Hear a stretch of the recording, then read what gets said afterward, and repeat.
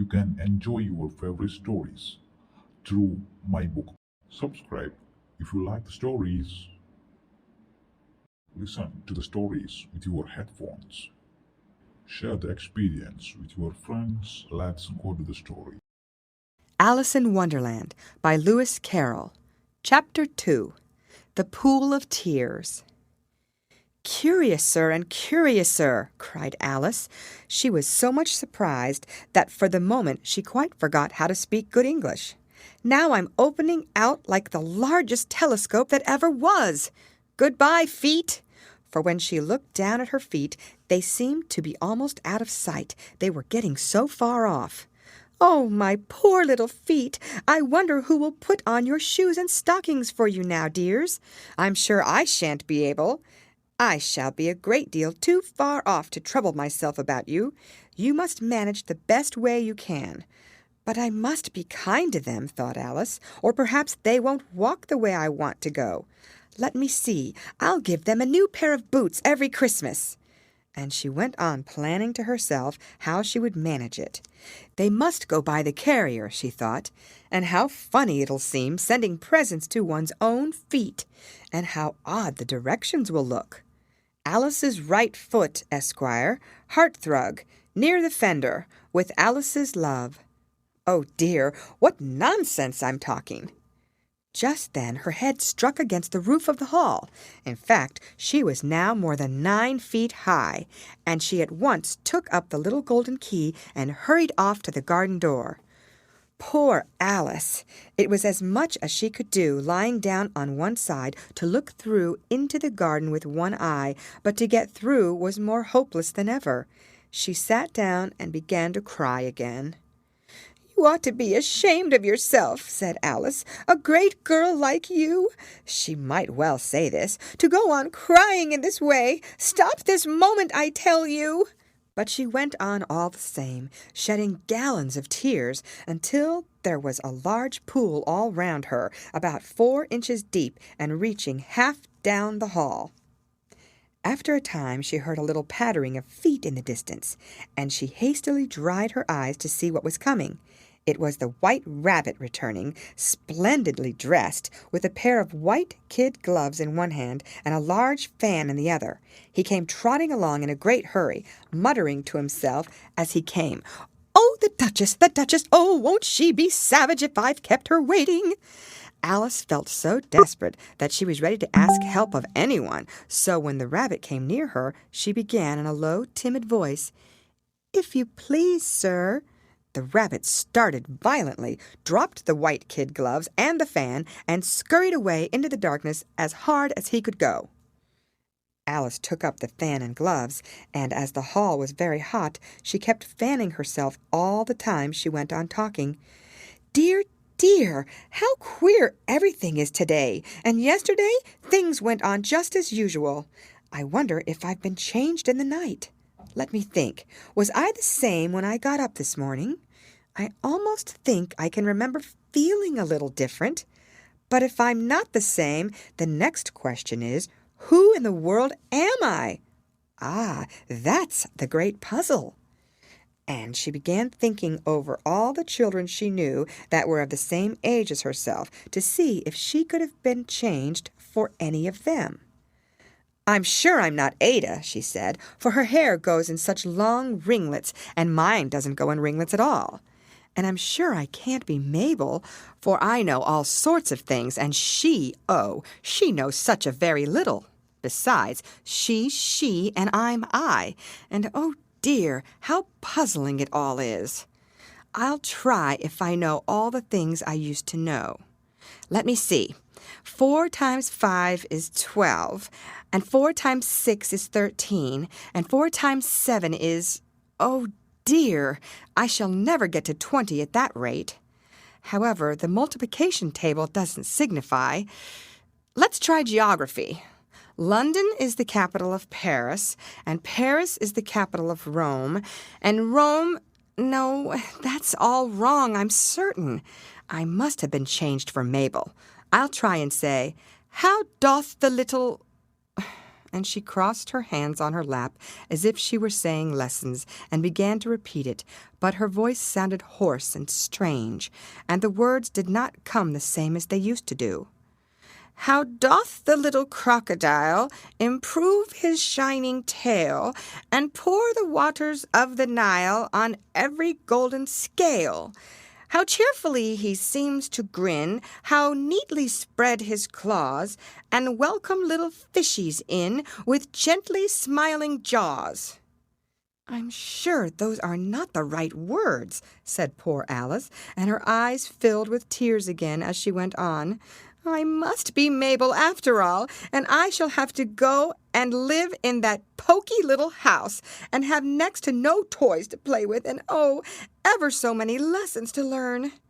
No, I've made up my mind about it. If I'm Mabel, I'll stay down here. It'll be no use their putting their heads down and saying, "Come up again, dear." I shall only look up and say, "Who am I then? Tell me that first, and then, if I like being that person, I'll come up. If not, I'll stay down here till I'm somebody else. But oh dear," cried Alice, with a sudden burst of tears, "I do wish they would put their heads down. I am so very tired of being all alone here." As she said this, she looked down at her hands, and was surprised to see that she had put on one of the rabbit's little white kid gloves while she was talking. "How can I have done that?" she thought. "I must be growing small again." She got up and went to the table to measure herself by it, and found that, as nearly as she could guess, she was now about 2 feet high, and was going on shrinking rapidly. She soon found out that the cause of this was the fan she was holding, and she dropped it hastily, just in time to avoid shrinking away altogether. "That was a narrow escape," said Alice, a good deal frightened at the sudden change, but very glad to find herself still in existence. "And now for the garden." And she ran with all speed back to the little door. But alas, the little door was shut again, and the little golden key was lying on the glass table as before. "And things are worse than ever," thought the poor child, "for I never was so small as this before, never. And I declare it's too bad, that it is." As she said these words, her foot slipped, and in another moment, splash! She was up to her chin in salt water. Her first idea was that she had somehow fallen into the sea. "And in that case, I can go back by railway," she said to herself. Alice had been to the seaside once in her life, and had come to the general conclusion that wherever you go to on the English coast, you find a number of bathing machines in the sea, some children digging the sand with wooden spades, then a row of lodging houses, and behind them a railway station. However, she soon made out that she was in a pool of tears, which she had wept when she was 9 feet high.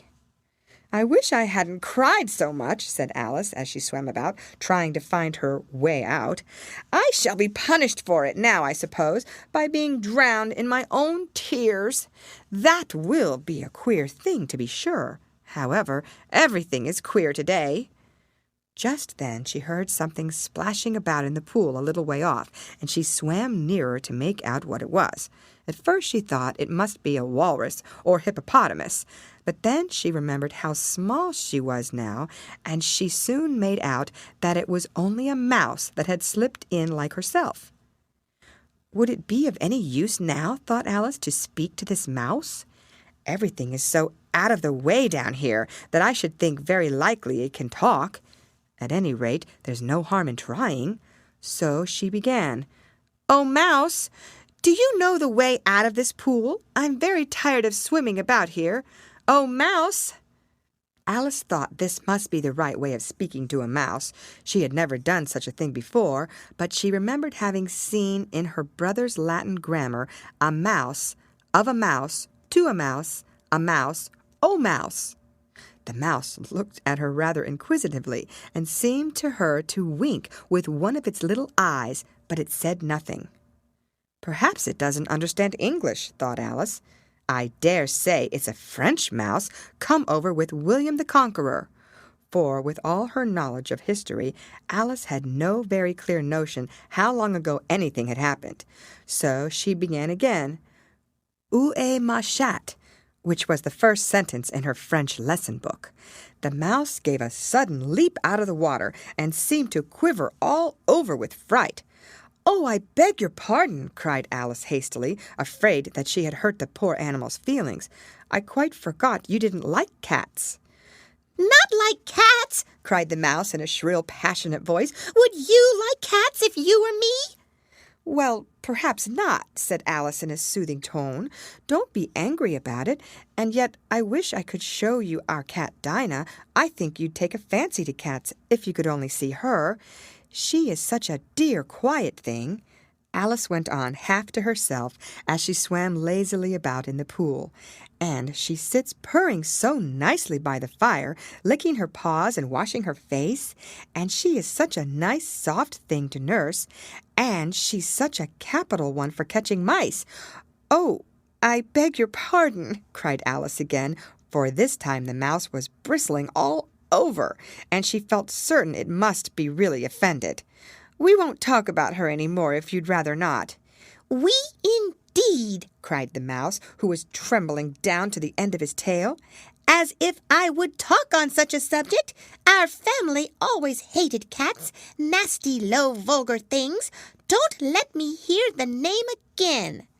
"I won't indeed," said Alice, in a great hurry to change the subject of conversation. Are you fond of dogs?" The mouse did not answer, so Alice went on eagerly. "There is such a nice little dog near our house, I should like to show you. A little bright-eyed terrier, you know, with, oh, such long, curly brown hair, and it'll fetch things when you throw them, and it'll sit up and beg for its dinner, and all sorts of things. I can't remember half of them, and it belongs to a farmer, you know, and he says it's so useful, it's worth £100. He says it kills all the rats, and—" "Oh, dear!" cried Alice in a sorrowful tone. "I'm afraid I've offended it again."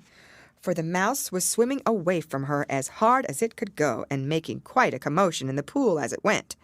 So she called softly after it, "Mouse dear, do come back again, and we won't talk about cats or dogs either if you don't like them." When the mouse heard this, it turned round and swam slowly back to her. Its face was quite pale with passion, Alice thought, and it said in a low, trembling voice, "Let us get to the shore, and then I'll tell you my history, and you'll understand why it is I hate cats and dogs." It was high time to go, for the pool was getting quite crowded with the birds and animals that had fallen into it. There were a duck and a dodo, a lory and an eaglet, and several other curious creatures. Alice led the way, and the whole party swam to the shore.